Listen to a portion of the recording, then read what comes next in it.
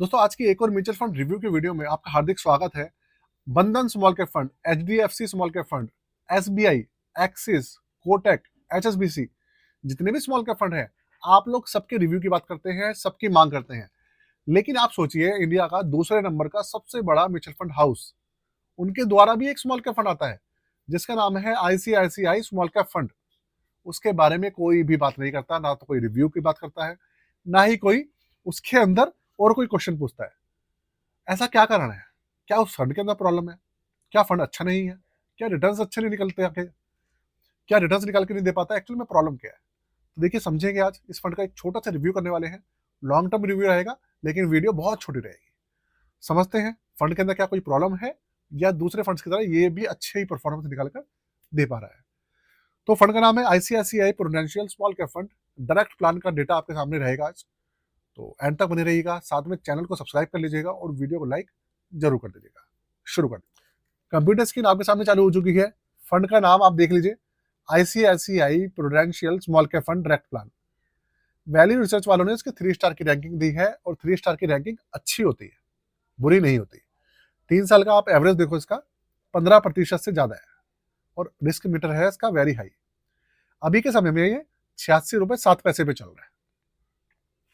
अगर मैं रिटर्न्स की बात करूं तो देखिए, 10 साल का एवरेज 16.25% है, जो कि अभी की कंडीशन के हिसाब से काफी ठीक ठाक है। 7 साल का एवरेज 19% से ऊपर है। 5 साल का एवरेज 17.5% से ऊपर है। 3 साल का 15% मैंने आपको बताया ही है, और 1 साल में 0.22% माइनस में है। 6 महीने में करीबन 6 महीने में 12% माइनस में है। 3 महीने में करीबन 10-11% माइनस में है, और 1 महीने में 9.5% माइनस में है। तो अगर मैं बात करूं सिर्फ 1 साल के डेटा के हिसाब से, देखिए लॉन्ग टर्म का जो एवरेज है वो तो सब सब फंड्स का बिगड़ा हुआ है अभी, तो लॉन्ग टर्म की तो हम बात करना ही बेकार है। 1 साल के एवरेज की बात करूं तो उसके हिसाब से ये बेंचमार्क को बीट कर रहा है। बेंचमार्क 2.5% माइनस में है, और ये 0.22% माइनस में है। तो इस हिसाब से देखा जाए तो फंड ठीक ठाक है, और परफॉर्मेंस जो है इसकी ठीक ठाक है। लेकिन ना फिर भी लोग ना इसके अंदर ज्यादा इंटरेस्टेड नहीं है। मैंने ये चीज देखी है। सब फंड्स की बात करते हैं, इस फंड की कोई बात ही नहीं करता। 10 साल के डेटा के हिसाब से ये फंड 9वें नंबर पे आता है। 7 साल के हिसाब से 11वें नंबर पे, और 5 साल के डेटा के हिसाब से 19वें नंबर पे है। आईसीआईसीआई म्यूचुअल फंड हाउस यार, काफी अच्छा म्यूचुअल फंड हाउस है। दूसरे नंबर का म्यूचुअल फंड हाउस है ये, फिर भी कोई बात नहीं करता। चलिए पोर्टफोलियो देखते हैं इसका।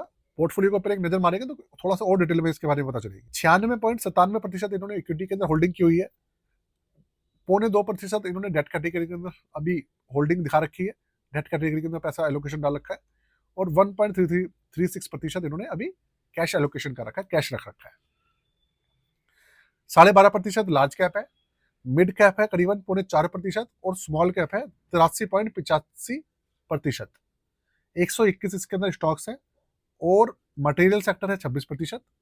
10 सेक्टर्स है इसमें, मटेरियल सेक्टर 26% है, इंडस्ट्रियल है 21.72%, कंज्यूमर सेक्टर है 14-14.5%, फाइनेंशियल सेक्टर 13%, हेल्थ केयर 8.5%, और टेक्नोलॉजी है 4%। तो देखिए, अगर मैं इसके एलोकेशन की बात करूं और सब चीजों की बात करूं, तो देखिए फंड बेंचमार्क को बीट कर रहा है और कम गिर रहा है। तो उसके बेस से हम कह सकते हैं कि अभी जो स्टॉक सिलेक्शन है वो ठीक ठाक है। सेक्टर्स का जो सिलेक्शन है वो भी ठीक है।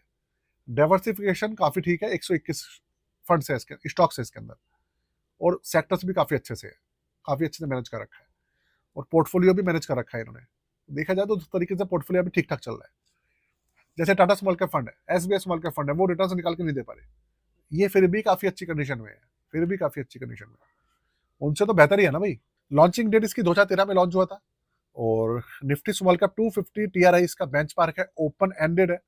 0.79% इसका एक्सपेंशन रेशियो है, जो कि थोड़ा सा ज्यादा है, कम होना चाहिए। एवरेज जो है इसका सीएजीआर 12-13 साल का वो 15.77% है, और 8,355 करोड़ का इसके अंदर एयूएम है। एयूएम इसके अंदर 8300 करोड़ से ऊपर का है। 5,000 रुपए से मिनिमम लमसम हो जाता है इसके अंदर, 500 रुपए से मिनिमम एसआईपी वगैरह इसमें चालू होती है, और 1% है इसका एग्जिट लोड 365 दिन के अंदर। उसके बाद किसी भी तरीके का इसके अंदर एग्जिट लोड भी नहीं है, और ना ही कोई लॉक इन पीरियड है। तो ये सारा डेटा मैंने आपके साथ में प्रेजेंट किया है।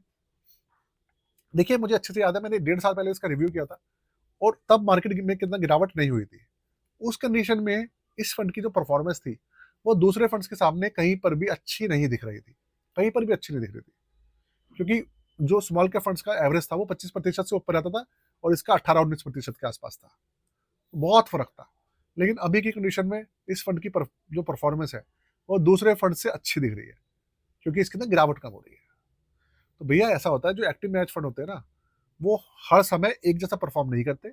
बहुत ही ऐसे कम फंड्स होते हैं जो कि हमेशा एक जैसा परफॉर्म करते हैं। लेकिन इसकी परफॉर्मेंस आप देखिए, पहले बेकार चल रही थी, अब अच्छी चल रही है। हो सकता है अब अच्छी चलती रहे।